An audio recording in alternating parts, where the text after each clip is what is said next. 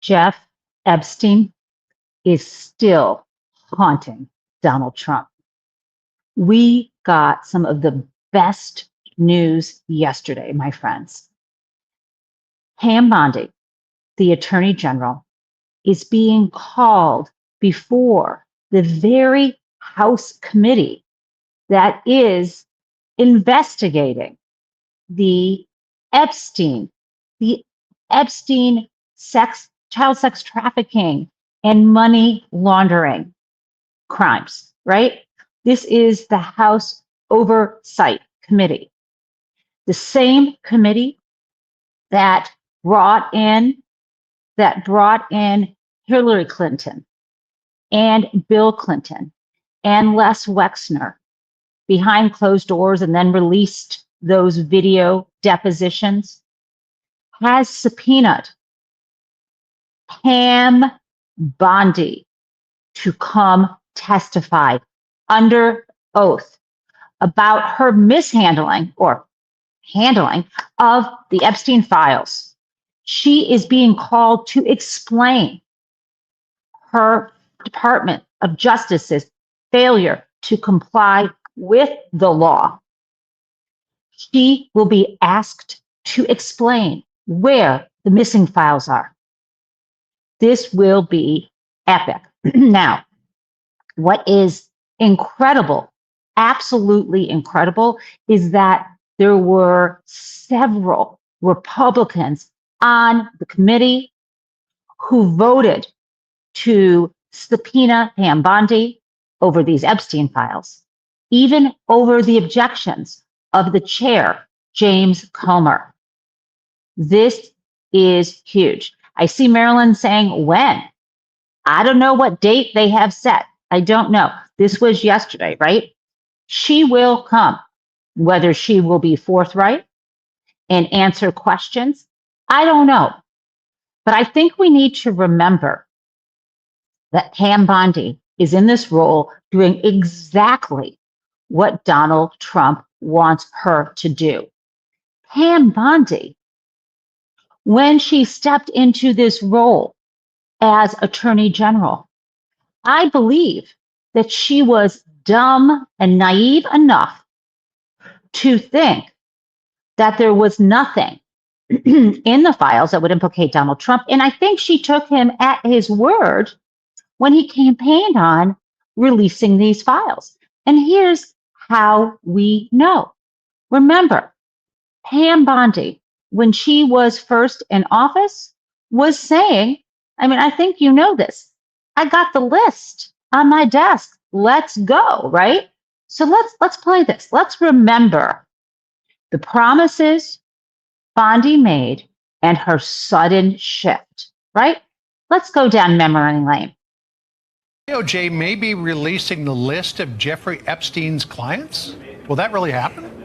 It's sitting on my desk right now to review. That's been a directive by President Trump. I'm reviewing that. I'm reviewing JFK files, MLK files. That's all in the process of being reviewed because that was done at the directive of the president from all of these agencies. So have you seen anything that you said, oh my gosh? Not yet. Okay. So she hadn't seen anything that made her say, oh my gosh, because she said, it's on my desk. She meant that metaphorically. She probably knew there were names in these files. And of course, I think you would like to remember that even before she went on television boasting about this client list being on her desk, they brought in several MAGA influencers to say, look, we've got binders. They were these staged binders saying, we have more Epstein files. We're going to release them. And I want you to see one of those MAGA influencers, name was Liz Wheeler, and this was her live on Twitter, now known as X, talking about these binders. Let's play this. Sorry, but I think we are going to have to watch her.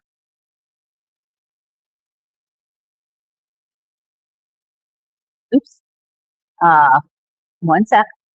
I thought I had her for you, but I don't. Okay, one sec. I'm gonna share this with you. I promise. Okay, so remember, Bondi when she stepped into office in early 2025, sworn in as Attorney General, made these promises that she was going to release the rest of the Epstein files. And they put something out that was just the same old stuff. I think that was in February. But she made these promises that there were going to be more files, another real release. And so let me share with you one of the influencers, MAGA influencers, who on her X site on Twitter, she went live to explain how exciting it was to be doing this. Here we go, guys.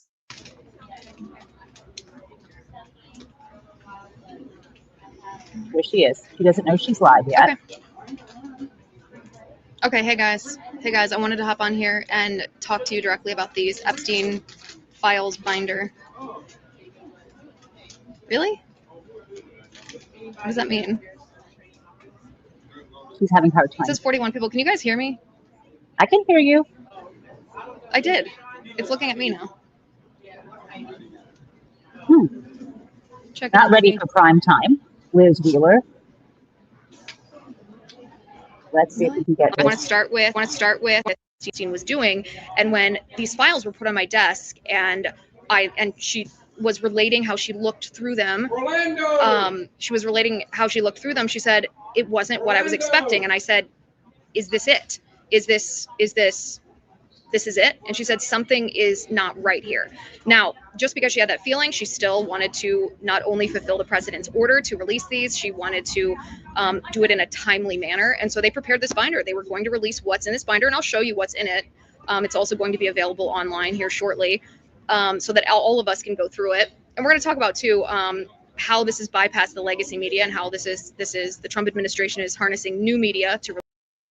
Okay. So this is insane, right? After Attorney General Pam Bondi and FBI Director Kash Patel prepared this binder, the Epstein files, a source called Attorney General Pam Bondi, a source from within the FBI, from within the Southern District of New York. And this source told Pam Bondi that even though she had been told that this was the extent of the Epstein files, it's not the extent of the Epstein files, that there were hundreds, if not thousands, of other documents and files and pieces of evidence. Okay. So this is Liz Wheeler, who stood up there with the binders, and now she's reporting that Pam Bondi finds out that there's more, and that they were coming from the Southern District of New York. Okay.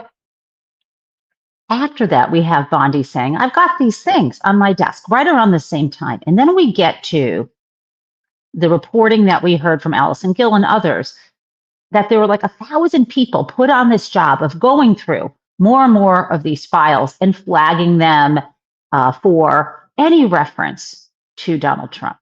And then we get to July, and Pam Bondi says, nothing to see here. The case is closed, right?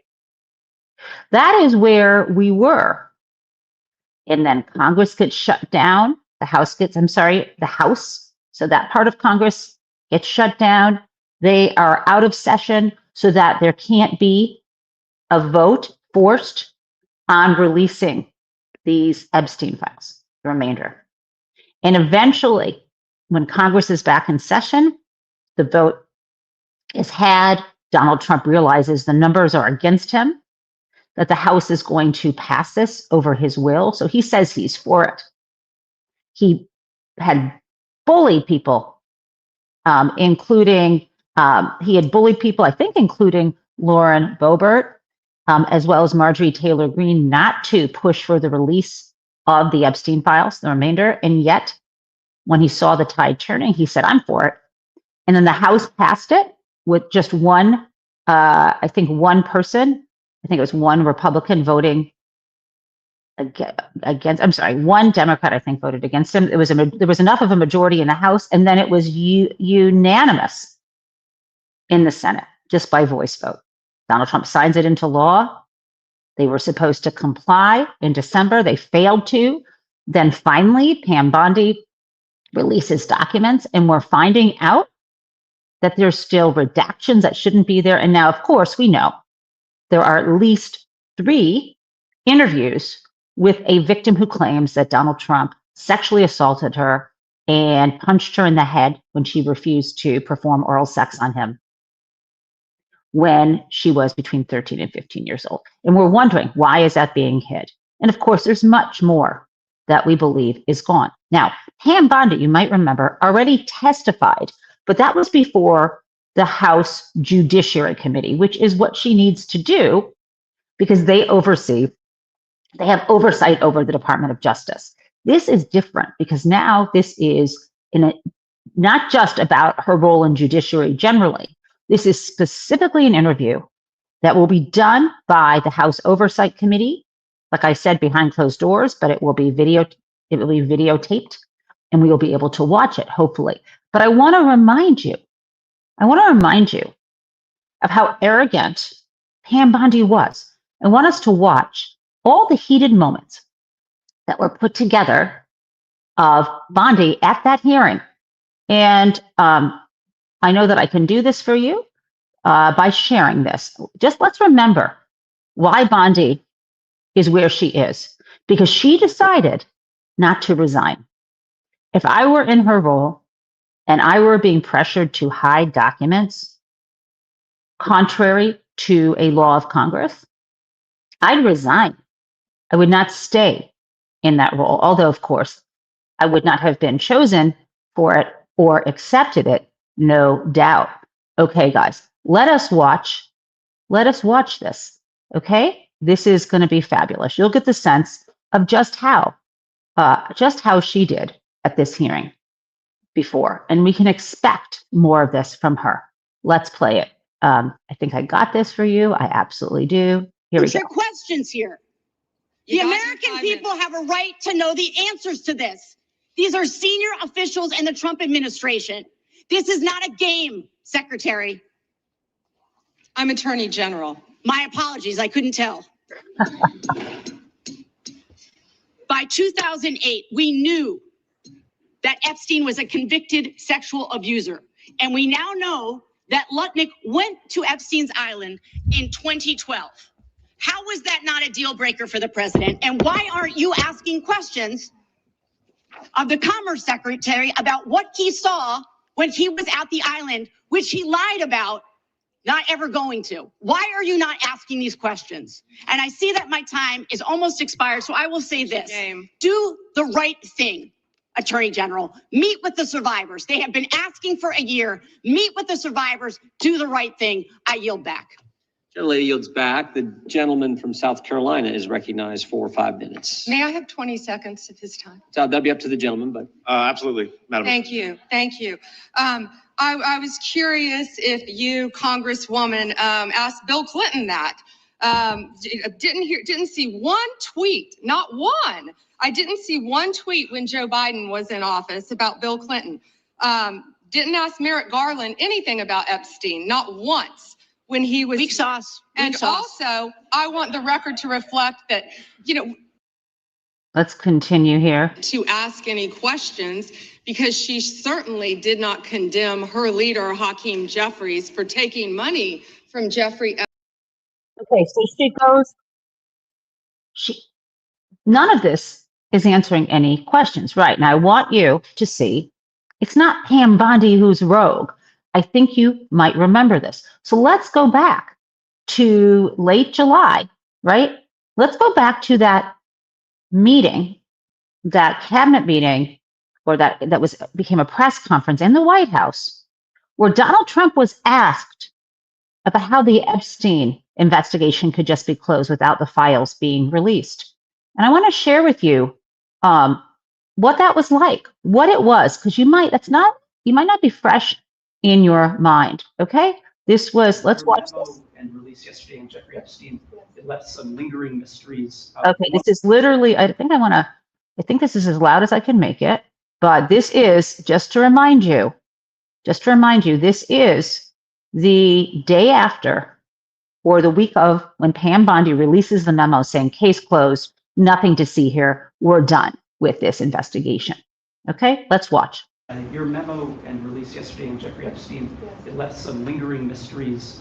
One of the biggest ones is whether he ever worked for a American or foreign intelligence agency. The former Labor Secretary, who was Miami U.S. Attorney Alex Costa, he allegedly said that he did work for an intelligence agency. So could you resolve whether or not he did? And also, could you say why there was a minute missing from the jailhouse tape on the minute set? Yeah, sure. If Pam, could I just interrupt for Sure. 1 second? Are you still talking about Jeffrey Epstein? This guy's been talked about for years. You're asking, we have Texas, we have this, we have all of the things. And are people still talking about this guy, this creep? That is unbelievable. Do you want to waste the time, and do you feel like answering? I don't mind answering. I mean, I can't believe you're asking a question on Epstein at a time like this, where we're having some of the greatest success and also tragedy with what happened in Texas. It just seems like a desecration, but you go ahead. Sure.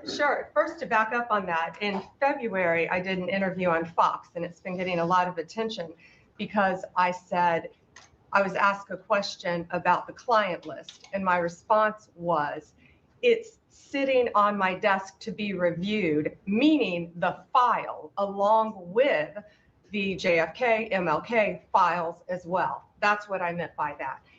Also, to the tens of thousands of video, they turned out to be child porn downloaded by that disgusting Jeffrey Epstein. Child porn is what they were. Never going to be released, never going to see the light of day. To him being an agent, I have no knowledge about that. We can get back to you on that.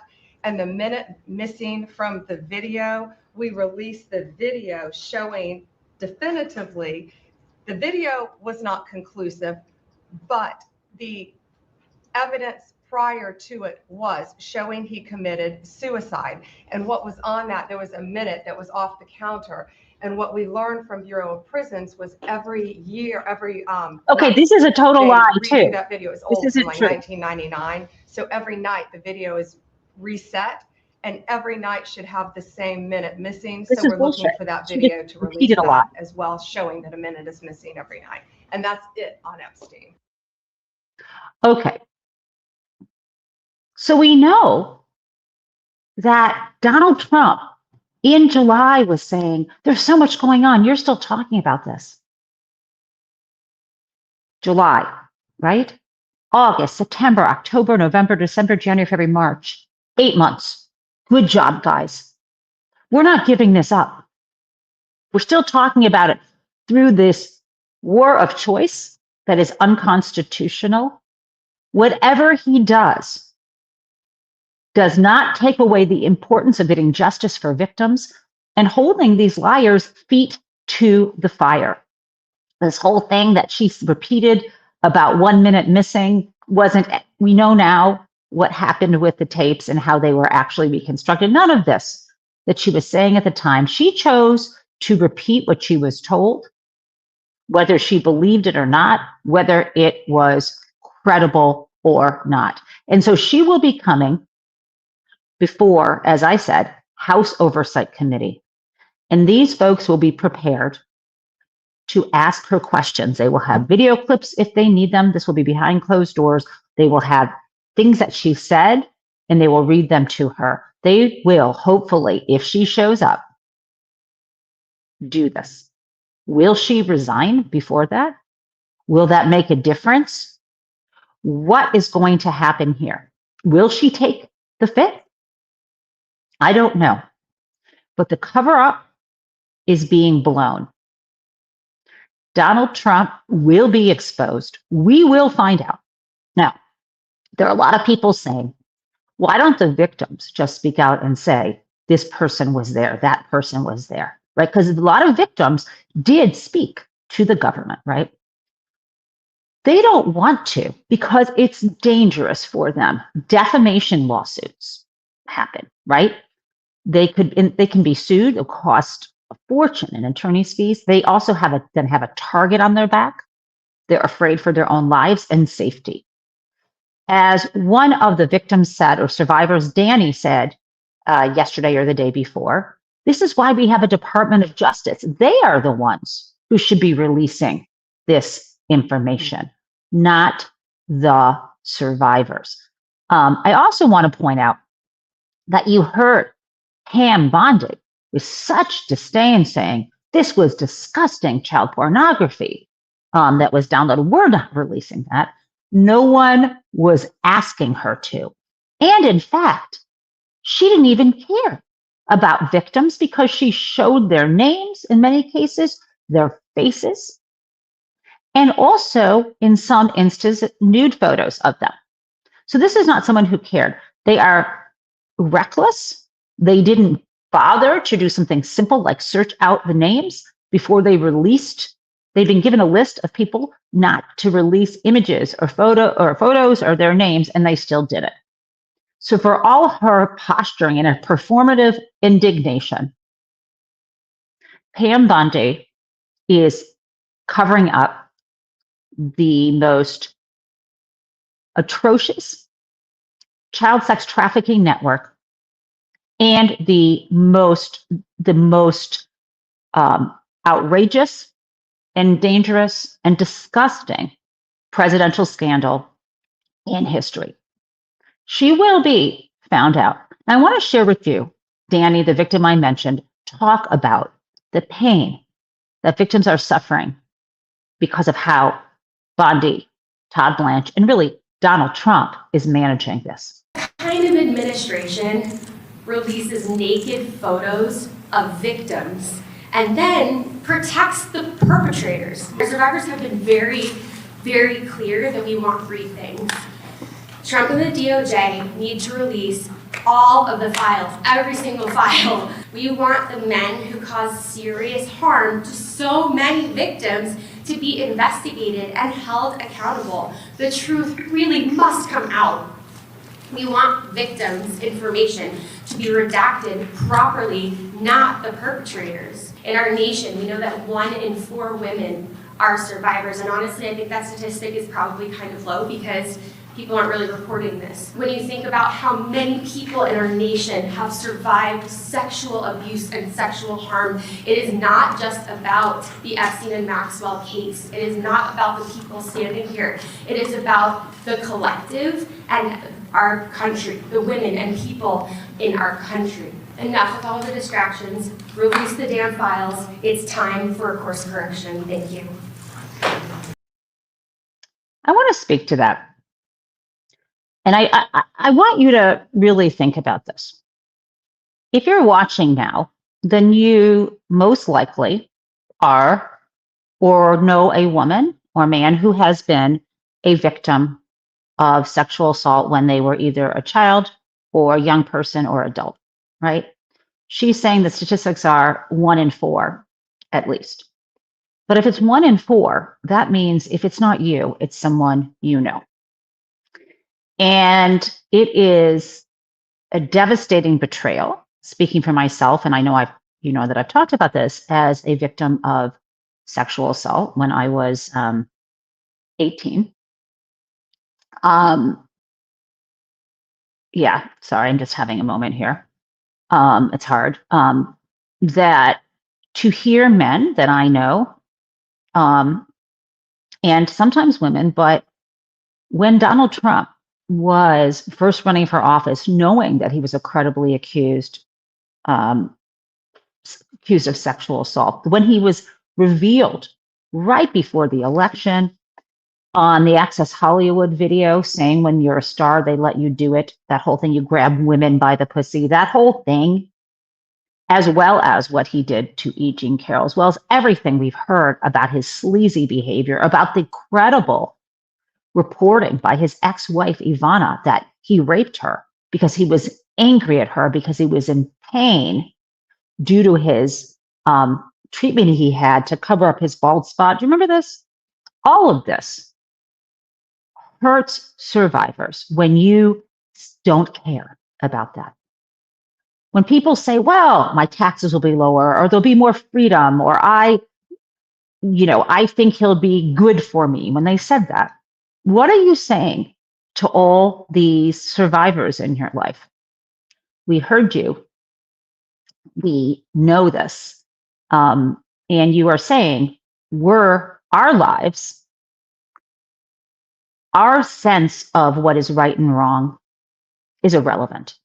And what you're also ignoring is that sexual assault is an abuse of power. It's a representation of someone saying, what I want to do against your will is my right. And when I am done using you, you are trash. If you don't see that as disqualifying in a democracy for a leader, then you are blind to basic common sense, psychology, and the behavior of of dictators throughout history. And the language here that you hear Pete Hegseth use, remember, Hegseth, credibly accused of sexual assault and rape.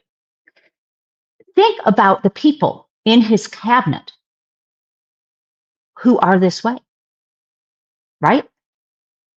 I mean, RFK Jr., the allegations against him. Is it any wonder that he wants to force upon us his non-credible anti-science theories about medicine and disease? There is a certain type of person that Donald Trump, because he is one of them, selects. Okay, so to me, going back to the victims here, for all survivors, and specifically for survivors of Jeffrey Epstein and friends, and Donald Trump, the ones who have accused him, this needs to come out. And not just because Donald Trump, of course, can be, assuming this is true, or even assuming it's not, these credible allegations are obviously in the hands of many people in the US government, undoubtedly Vladimir Putin and Benjamin Netanyahu. We are in an unconstitutional war of choice, of aggression against another nation, because this is the kind of person. It's all tied together. They must be held accountable. The girls and women who were abused in this network, over 1,000 of them, deserve justice, as do the girls and adults who were killed in that school, whether the number is 150 or 160 or 175. They are dodging the questions about them. Now they're saying maybe it's propaganda. Now they're blaming AI. Well, they're saying, and I'm going to pivot now to the war, okay? I'm not sure if you saw this, but the Washington Post, which I don't subscribe to, so I've got a screenshot from Blue Sky, said that to strike 1,000 targets in 24 hours in Iran, the U.S. military leveraged the most advanced AI it's ever used in warfare. Okay? So here's the thing about AI. We know it can hallucinate cases in law. We know that the output isn't always accurate. They were willing to strike or not check to see that that was a school. They don't care.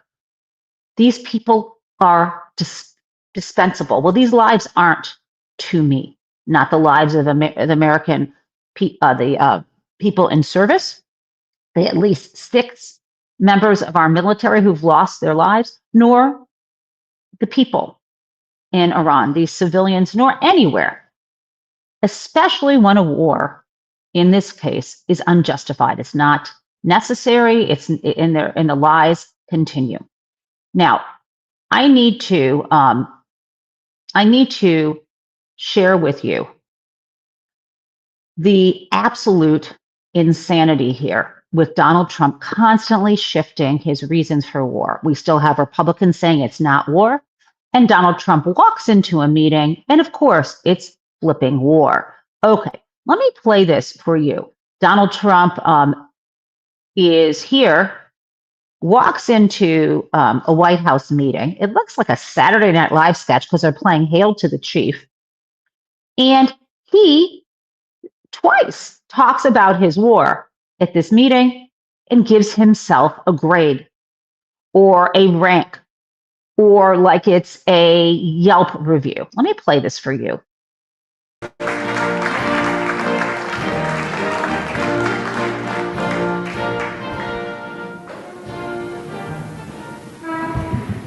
thank you very much. These are exciting times.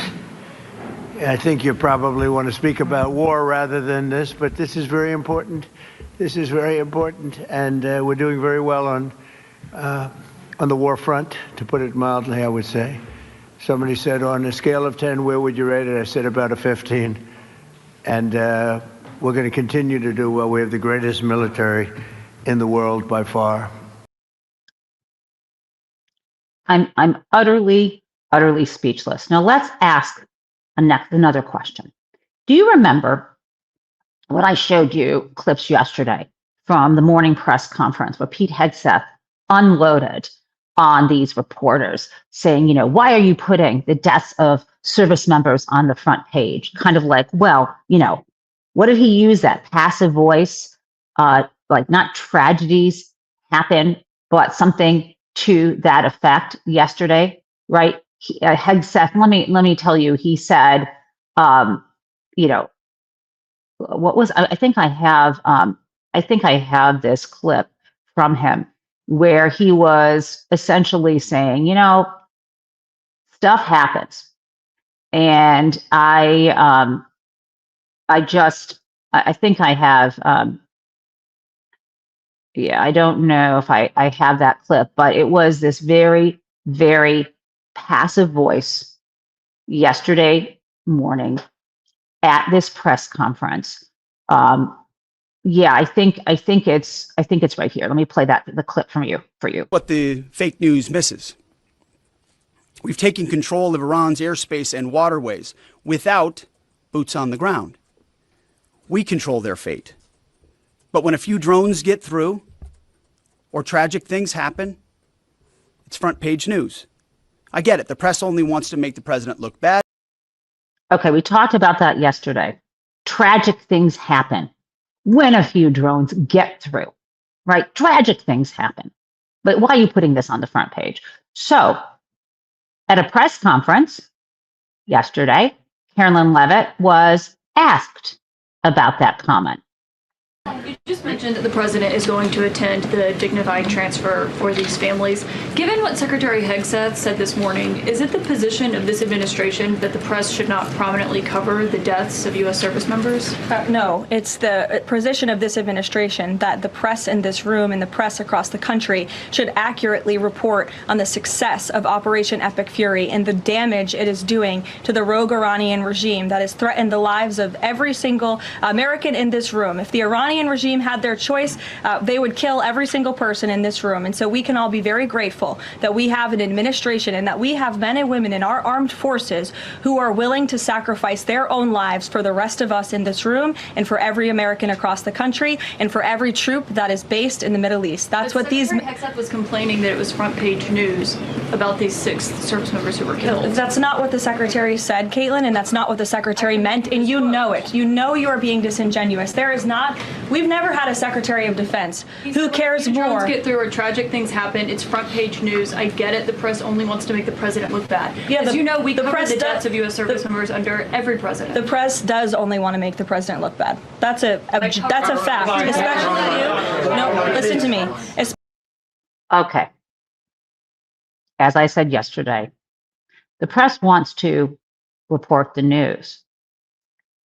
Donald Trump doesn't need any help looking bad. Let's continue what she added, threatening our press. Especially CNN. And the Secretary of Defense cares deeply about our war fighters and our men and women in uniform. He travels all across this country to meet with them, to connect with them, and your network has hardly ever probably reported on that. You also had the chairman of the Joint Chiefs, Chairman Kane, who's a brave patriot.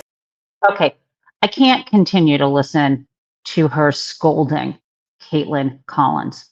But I want to add one more thing from this press conference because there's information between the lies that's relevant. She's asked about, can we expect to see boots on the ground in Iran? Let's listen to her answer to that. It's not comforting. Caroline, can we use some? Go ahead. Caroline, could you tell us about the president's current thinking about ground troops and whether they could be used if they were to be sent into Iran? What would they be used for? What's the situation of that? Well, they're not part of the plan for this operation at this time, but I certainly will never take away military options on behalf of the President of the United States or the Commander-in-Chief, and he wisely does not do the same for himself. I know there's many leaders in the past who like to take options off of the table without having a full understanding of how things could develop. Yeah, you're supposed to have a plan. She's saying she's not taking options off the table for him. Well, it's really not her job as press secretary to give the President of the United States options. Really, we are at war without congressional approval. And boots on the ground, troops in the Middle East again, is a plan, is part of the plan. This is something that should be debated in Congress. And of course, I think you know, the US Senate yesterday failed to approve a resolution that would limit Donald Trump's continuance on this war of choice without congressional approval. That didn't pass. Now there's going to be a vote in the House today. At this point, largely symbolic to some degree because it hasn't passed the Senate unless it would go back there. What's of great concern is there are Democrats in the House who are going to refuse to use their power to stop Donald Trump do this. What I've also heard, even more disturbing than this war powers resolution, is there's the question of funding this war. I have heard reported that it is costing and will cost $1 billion with a B dollars a day. And that the administration is going to go to Congress to ask for, I think the number is $50 billion in additional funding to replenish stockpiles and weapons. I swear to you that every single Democrat, I mean, Republicans, I have little hope for in this. I'm speaking about my own party. Any Democrat who votes to support this additional funding or fails to vote for a resolution to stop him at this point needs to be primaried. Period. Those are the facts.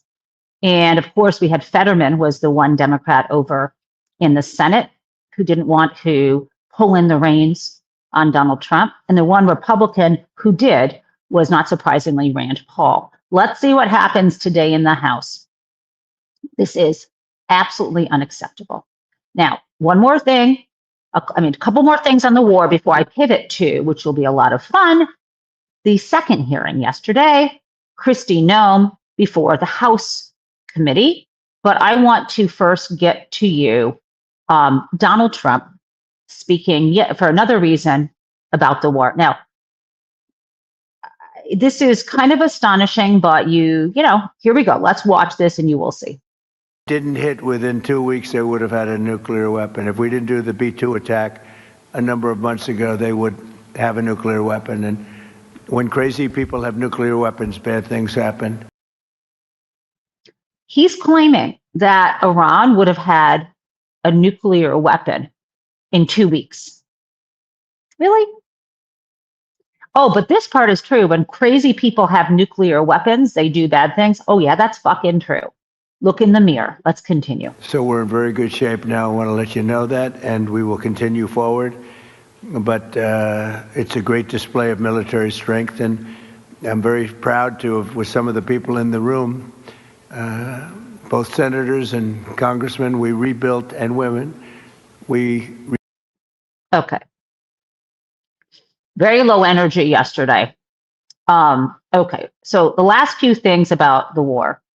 Yesterday, I didn't get to show you these clips about the Constitution and the fact that they don't seem to actually care about following the law at all. Okay?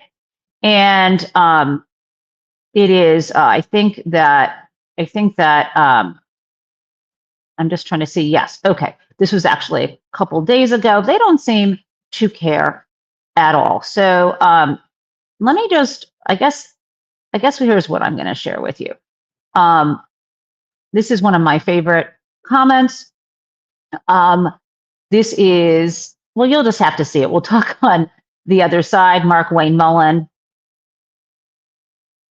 You'll concede this is war. You'll concede this is war. We haven't declared war.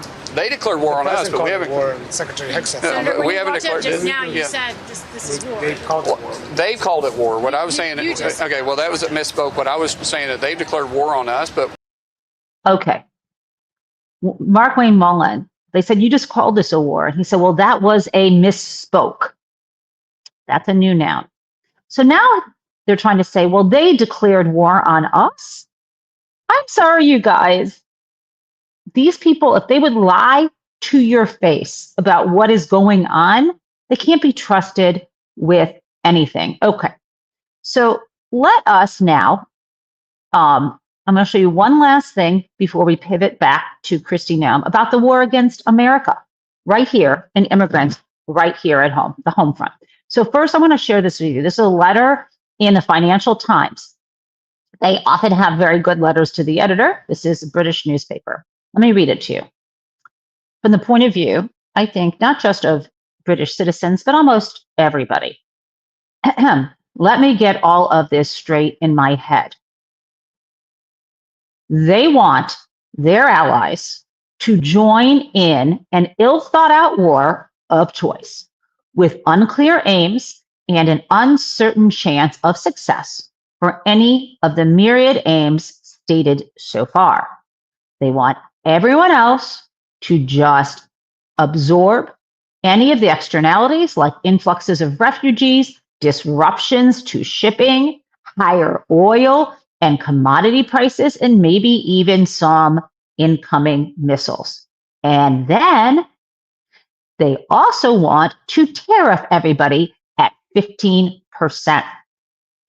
I'm not sure they can keep pushing at everyone all at once indefinitely.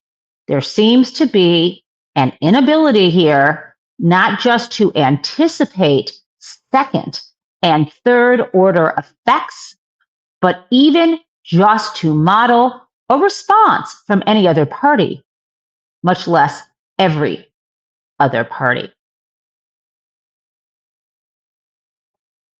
It's a shameful time to be an American right now.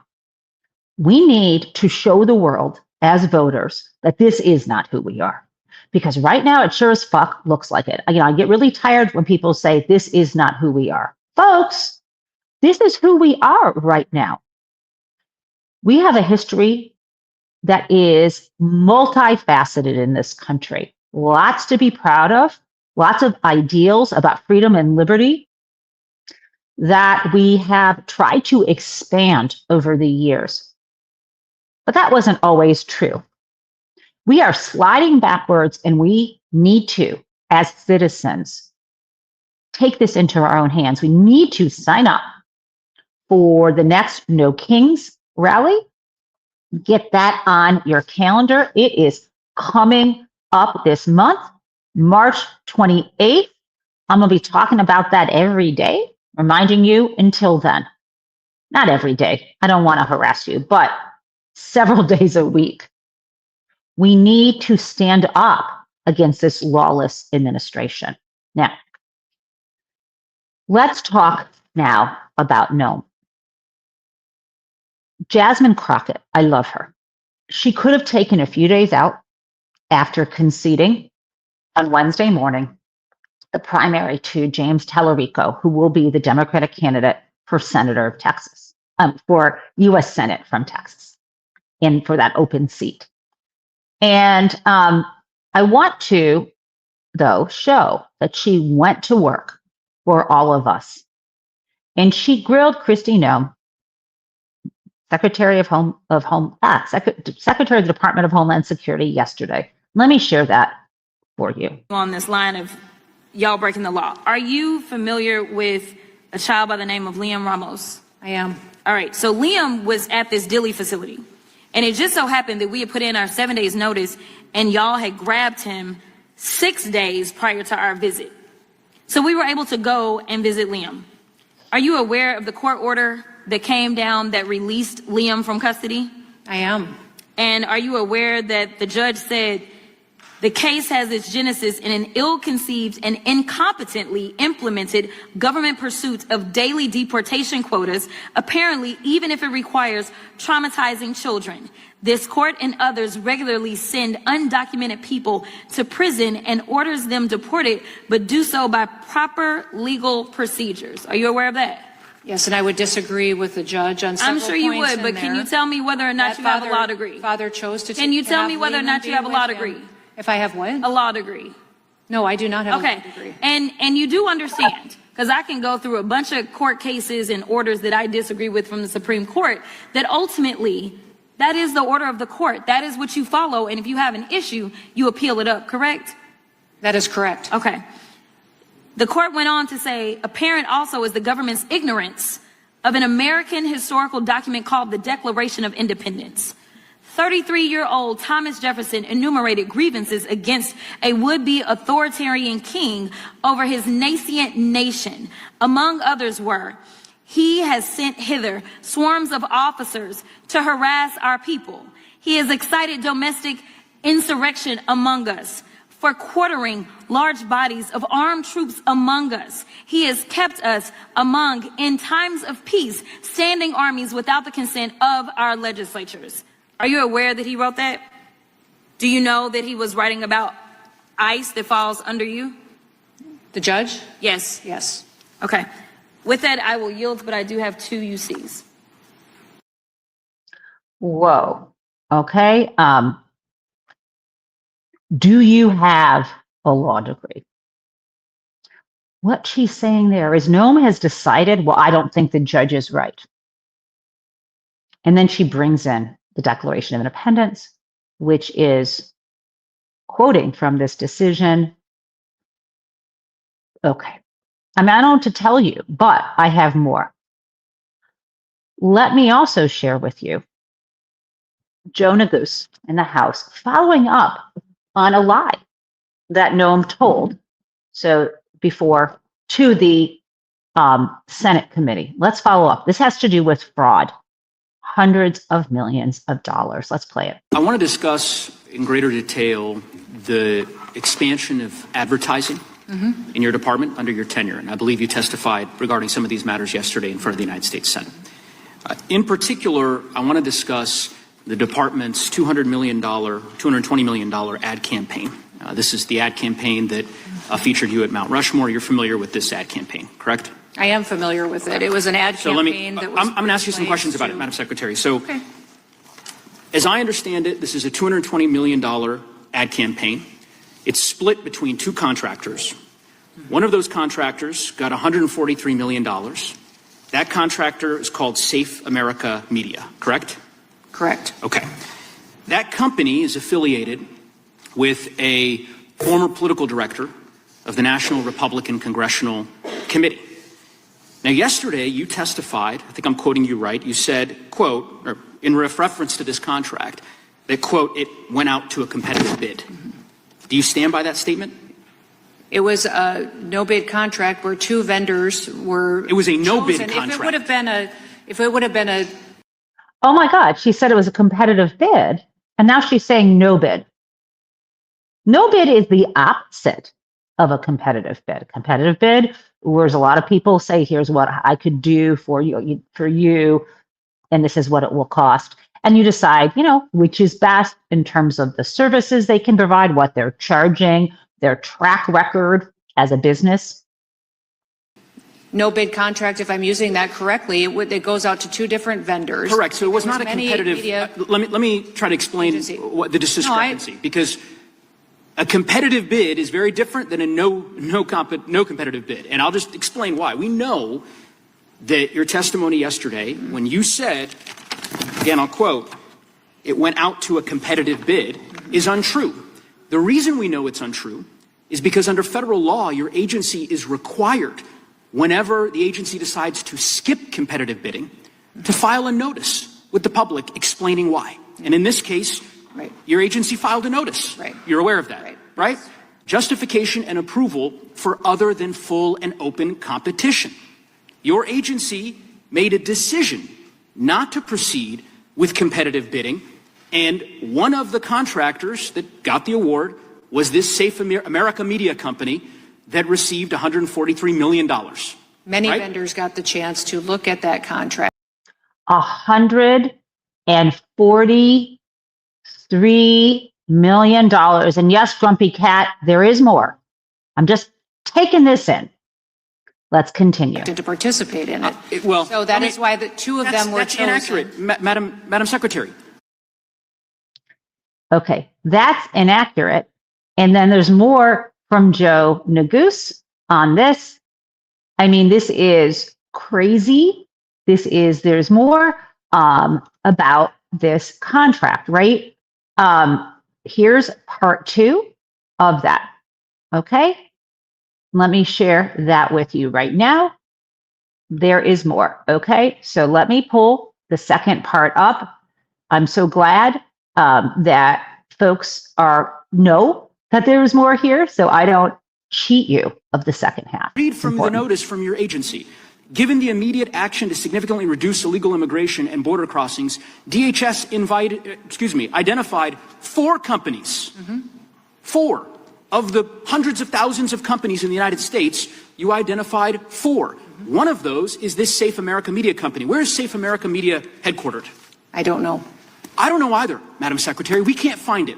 We can't find a website. We did find an address that's registered for this company. Do you know where that address is? Is there a problem with this contract? I'll tell you about it. According to Madam law, Secretary, the address is officials. registered to a political operative.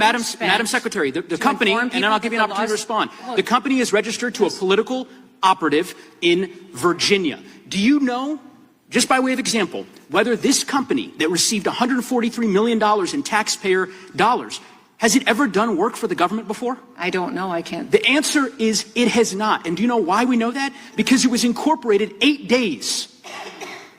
days before this contract went out. You want the American people to believe that this is all above board? Yes, that $143 million of taxpayer money just happened to go to this one company that doesn't have a headquarters, doesn't have a website, has never done work for the federal government before, and is registered apparently or attached to a residence from a political operative. And of course, one of the subcontractors of that contract, as you know, is a political firm that's tied to you back when you were governor of South Dakota. The reason why I ask these questions is that this is taxpayer money. And I presume, I don't know this for a fact, but Senator Tillis noted yesterday the way in which your agency is blocking the Inspector General from 11 different investigations that it is trying to conduct. I don't know if this happens to be one of them. I certainly hope it is, because eventually the facts will become public in this regard. And there are serious laws implicated, conflict of interest laws, federal procurement laws, that I believe followed. All done correctly. All done correctly. 14 billion impressions from that marketing campaign. Sure. It was money spent in this country and in 8 different countries that illegal migration was coming from. Madam Secretary, overwhelmingly effective. We all understand the argument that you've made. The argument that you've made that somehow this ad campaign on Fox News of you at Mount Rushmore has led to millions of people self-deporting. You're using millions of dollars of taxpayer money in this way. It is fraud. And ultimately, I think there's going to be accountability. And I yield back. Whoa. Okay. And before we leave, if you'd like a taste of how corrupt this administration is, I've got some news for you. Let me share with you just today, ProPublica, the website I adore, right? Independent news outlet, winner of many Pulitzer Prizes. I need to share with you this. So I'm going to drop this in the chat. This is fan-fucking-tabulous. Okay, so let me share this with you. This is in ProPublica. Here is the title. It was put together by Al Shaw and Brandon Roberts, published today, March 5th, 2026. Trump team financials. Explore financial disclosures from President Trump and 1,500 of his appointees. So this is a database. You can look at conflicts of interest for Trump and his team. You can put do you see this little search bar? You can just search a person or financial holding. For example, you could put the word Bitcoin in, or Palantir, or Hegseth, or what have you. I'm scrolling now down so you can see a little bit more. This is telling you what it covers. Over 1,500 appointees. There's over 3,000 documents. This, on this front page, shows you who the wealthiest officials are in the Trump administration, right? And you can search by think tanks and media, business, cryptocurrency, Musk. You can also, I'm scrolling down, browse by agency. They are still doing this reporting. So, did I put this in let me just make sure I dropped this in the chat. I encourage you to pull up, do some searching. We will use this as a source going forward. It might be fun each day to highlight, corrupt Epstein administration representative of the week. But I want to be positive, not just completely negative. And so what I want to share with you now, it's not a crazy town. It's a future of hope. I want to share with you a part of James Tallarico's victory speech, his acceptance speech, where we can see what our future can hold. People may think, oh, he's this white religious guy. He's probably a centrist. I don't know what you think. Listen to the words coming out of his mouth. He is a populist. He is on the left. He is a good man. And he and Jasmine Crockett are going to work together. I hope that as a result of this, and the voters in Texas, we will, the Dems, get a Senate seat in Texas. It's possible we could flip the Senate, but even more importantly, Texas could turn blue. It is time. So let me share with you a piece of this. I think this is amazing and inspirational. Let us go. Here we go.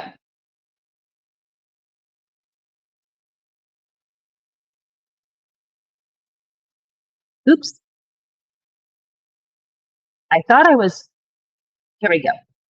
Unchecked power. Let me go back a little bit.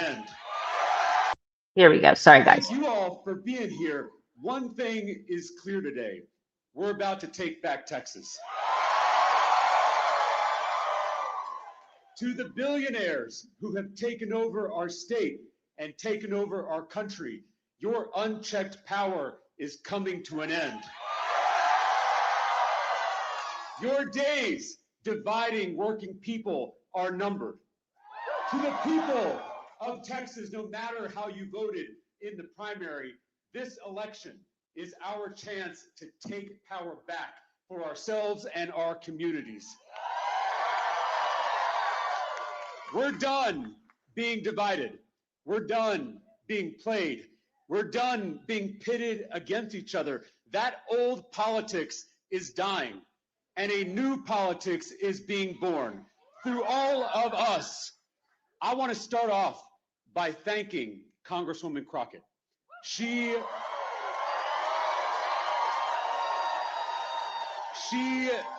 is a colleague and a friend. I am so grateful for her voice and her leadership. It was an honor to run this race with her. To the Congresswoman's supporters, I know I wasn't your first choice, but I hope to earn your trust. Okay, a little more here. Of young people who showed up to vote in this election is unprecedented. The number of Texans who have never voted before but showed up in this election is unprecedented. The number of independents and Republicans who voted in this Democratic primary is unprecedented. There is something happening in Texas. The people of this state have given this country a little bit of hope. And a little bit of hope is a dangerous thing. It doesn't matter. It doesn't matter what happens in this Republican runoff. We already know who we're running against. The billionaire mega donors and their corrupt political system. Not any one politician, not any one political party. We are running against the broken system and the powerful people who broke it. There you go. We are running against the broken system and the powerful people who broke it. Abso-fucking-lutely. Because it doesn't matter if Democrats take over, if the billionaires are still running our government. It's a fact. Okay, guys. Thank you for listening. Remember, Friday, because I have this like ginormous 3-hour meeting I have to go to now on Fridays, will be pre-recorded. I'll post it, not as a live, but we post it as a video, and it will go up at basically as a premiere. So it will live premiere this pre-record. It will run at 9 a.m. tomorrow. So look for me here. Please, if you hit the bell and you follow, which is called subscribe, it's free. You won't miss the notices on Friday to see the show. And once again, thank you to all the mods and all of you guys, prison mates, for being here. You are amazing. We will get through this. Donald Trump and his corrupt Epstein regime is going down in flames. And I can't wait to celebrate the end of his administration with you. It will be some kind of party.